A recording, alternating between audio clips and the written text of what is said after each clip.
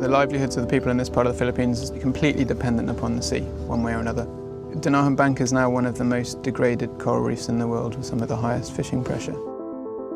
Fishers use, especially in the Philippines, use a lot of monofilament nylon nets. When discarded nets get into the marine environment and they just hang around, they can last for 600 plus years. This is a really high performance engineering plastic. You know, nylon 6 is in our carpet. It's also in lots of other products that people will use every day. So we want to make sure that material can be used again. Networks is a program that takes discarded fishing nets from impoverished communities and recycles them into carpet tile. The idea is to collect discarded fishing nets off the beaches or get them from fishers as soon as they have finished using them. What's really important about this program is that it's not a one-shot beach cleanup for some nice pictures. It's actually about how do you institutionalize nets and ultimately other material recycling in communities in a way that benefits them in the long term.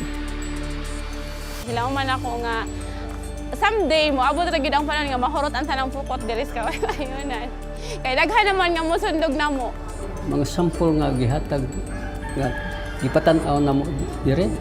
Ako nakita nga dako day kay mahimo ang maong pukot. The product is still our product, beautiful carpet tile. It will look the same, but there'll be this story behind the material. This to me is the start of us being a restorative enterprise.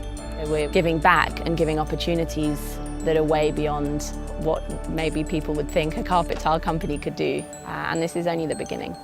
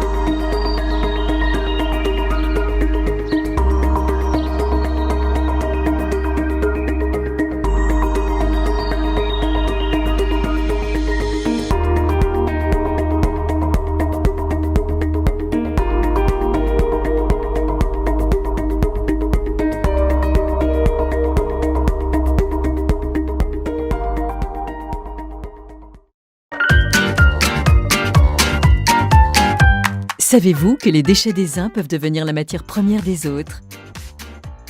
C'est le principe de l'économie circulaire basée sur le recyclage. Aujourd'hui, seulement 20% des plastiques sont recyclés en France. Et pourtant, 1 tonne de plastique recyclé permet d'économiser 800 kg de pétrole brut. Suez développe des solutions performantes pour le recyclage et la valorisation des plastiques. Son centre de tri de Rochy-Condé permet de préparer les plastiques issus des activités industrielles en matières premières secondaires. Ces plastiques sont des chutes de production, des fins de série ou des produits non conformes qui viennent de tous les secteurs de l'industrie, tels que l'automobile ou la cosmétique. Pour commencer, nos experts séparent les différents polymères en fonction de leur nature. Ils peuvent ainsi lancer des campagnes par matière, ce qui garantit l'homogénéité du lot. Selon leur typologie, les plastiques sont soit directement conditionnés en balles, octabin ou en big bag, soit dirigés vers notre outil de broyage.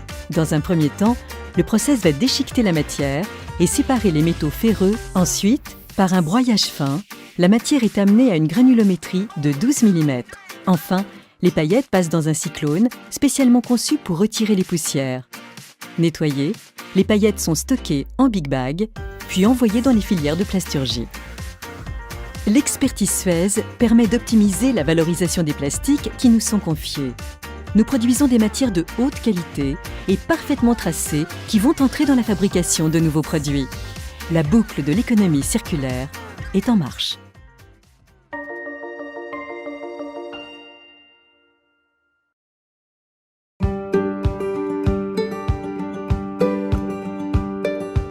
Salut, je suis Chloé.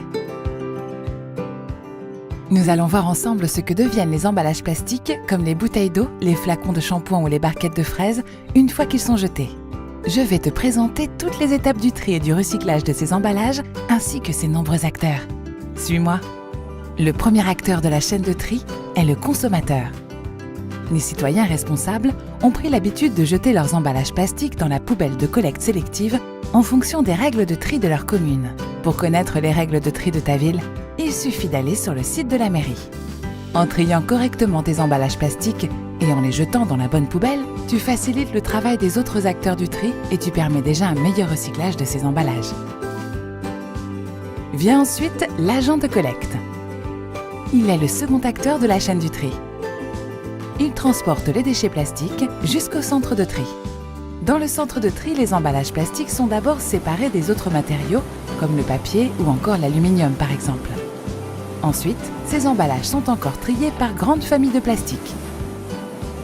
Suivons l'exemple des bouteilles en plastique transparentes. Les bouteilles en plastique sont essentiellement triées par des machines. Elles sont séparées des autres emballages plastiques, les pots, les flacons ou encore les films, qui ne se recyclent pas exactement comme elles. Ensuite, une fois rassemblées, les bouteilles sont compressées pour former de grands cubes appelés balles. Cela facilite leur transport. Les balles sont alors transportées jusque dans des usines de recyclage. Dans ces usines de recyclage, les emballages plastiques sont envoyés dans de grands broyeurs qui les transforment en petits morceaux que l'on appelle paillettes. Ces paillettes sont lavées dans de grandes cuves, puis rincées et séchées. C'est à ce moment-là que les paillettes sont chauffées et deviennent des granulés de plastique. Ce sont ces granulés qui vont être transformés en objets en plastique recyclés que nous avons tous dans nos maisons. C'est parce que tu as bien trié la bouteille qu'elle a été correctement recyclée. Grâce à toi, on pourra fabriquer une nouvelle bouteille ou des vêtements polaires, des fibres pour les oreillers et plein d'autres objets en plastique recyclés. C'est un grand geste qui permet de mieux préserver notre environnement. Bravo!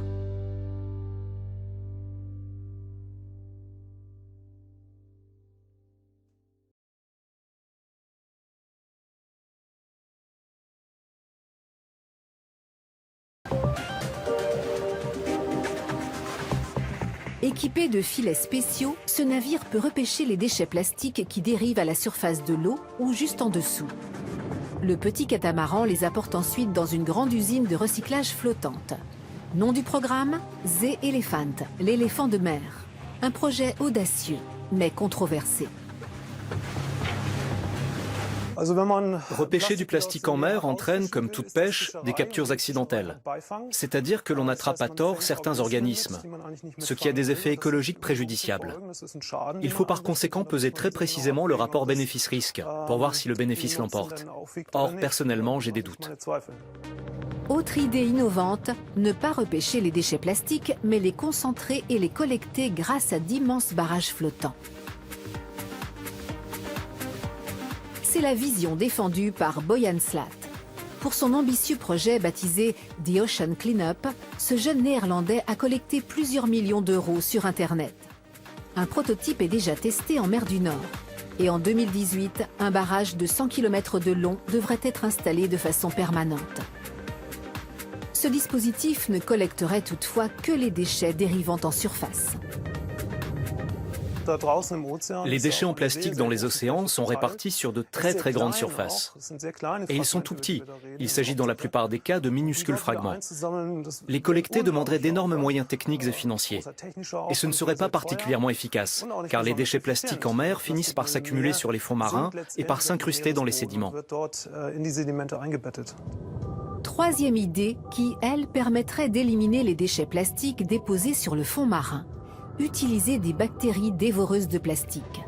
Séduisant, ce concept est souvent présenté comme la solution ultime et définitive. Je ne pense pas que ce soit une bonne idée d'introduire dans l'environnement des bactéries capables de dégrader le plastique, si tant est qu'elles existent, parce qu'une grande part de notre monde disparaîtrait alors rapidement. C'est précisément un des avantages du plastique, ne pas être intéressant pour les bactéries. Ces idées ont beau rivaliser d'ingéniosité, aucune solution convaincante pour éradiquer la pollution plastique des océans n'a encore été trouvée. Il serait bien plus judicieux d'empêcher les déchets plastiques de finir en mer que de travailler à les repêcher. Le premier problème est plus urgent. Nous devons endiguer le flot de plastique qui se déverse dans les océans. Et lorsque nous aurons cela sous contrôle, peut-être alors pourrons-nous réfléchir à la façon de repêcher le plastique qui s'y trouve déjà.